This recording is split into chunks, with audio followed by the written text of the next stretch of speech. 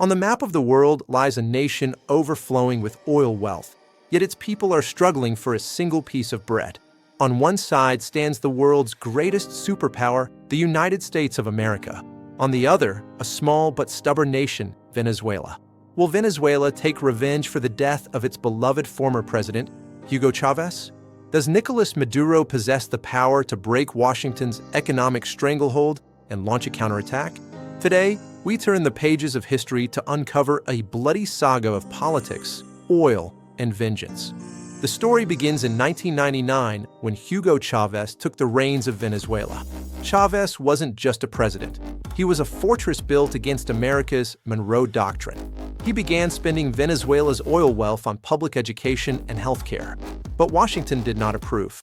To America, Venezuelan oil was a vital component of its own energy security. When Chávez looked America in the eye and defied them, the war began.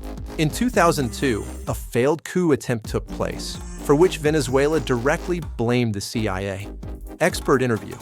Chávez realized that as long as American influence remained in Latin America, Venezuela would never be able to make truly independent decisions. In 2013, the death of Hugo Chávez from cancer shook the world. But his passing raised a haunting question. Was Chávez poisoned? Nicolas Maduro and his allies have repeatedly claimed that enemy powers were behind Chávez's illness. This is the exact point where the politics of revenge was born. According to the Venezuelan leadership, America snatched their leader away from them. Revenge is not always taken with weapons. America used economic sanctions to bring Venezuela to its knees.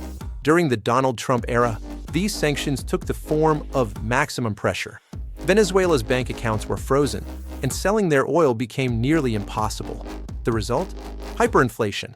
The Venezuelan currency, the bolivar, became as worthless as scraps of paper. But did Venezuela remain silent? Not at all. Maduro showed the world that he could survive without America. Venezuela joined hands with Washington's greatest rivals. Russia. Putin provided Maduro with military and financial support. China. China helped clear Venezuela's debts and invested heavily in exchange for oil. Iran. When Venezuela ran out of petrol, Iran sent its tankers despite explicit U.S. threats. This was Venezuela's first act of revenge, breaking Washington's global monopoly. In 2019, a massive blackout hit Venezuela. The country was without electricity for days. Maduro alleged that this was a cyber attack by America. In response, Venezuela strengthened its intelligence agencies, and it is alleged that they also attempted to cause digital damage to American interests. The enmity between Venezuela and the USA took a new turn when Alex Saab, a close associate of Maduro, was arrested. Venezuela called this kidnapping. In retaliation, Venezuela arrested several American citizens, labeling them as spies. This prisoner swap politics is essentially a way for both nations to stare each other down without blinking. The world today is changing.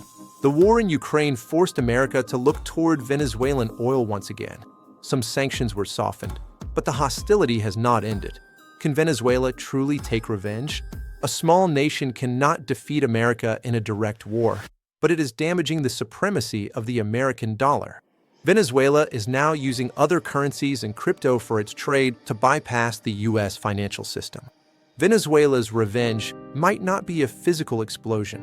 Rather, their survival is their greatest vengeance.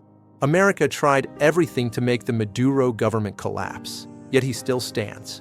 History is witness that when a small nation is pushed against the wall, it either vanishes or becomes so hardened that it becomes impossible to break. Venezuela has chosen the path of becoming hard.